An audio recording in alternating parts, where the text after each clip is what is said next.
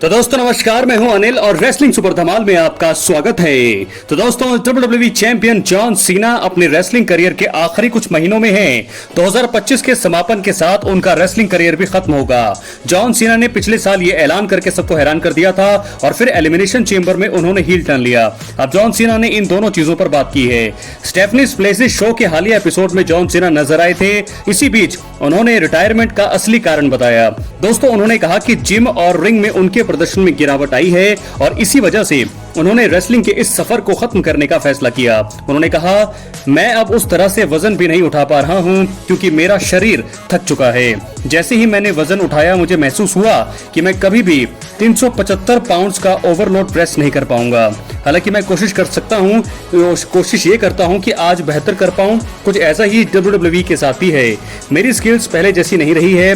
अगर मैं शारीरिक तौर पर फुल टाइम हिस्सा लेने लग जाऊंगा तो मैं और मेरी पार्टनर सही तरह से चीजें नहीं चला पाएंगे और हमारा रिश्ता सही तरह नहीं चल पाएगा। इसी वजह से अब अध्याय खत्म करने का समय आ चुका है। काश मैं 18 साल का होता, काश मैं बेहतर महसूस करता।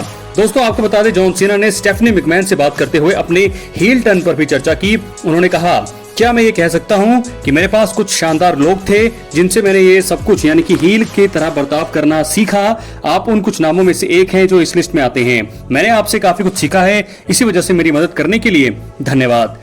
दोस्तों जॉन सीना जो है जल्दी ही एक खास टैग टीम मुकाबले में हिस्सा लेने वाले हैं। वो मनी इन द बैंक 2025 में लोगन पॉल के साथ टीम बनाकर कोडी रोड्स और जे उसो का सामना करने वाले हैं।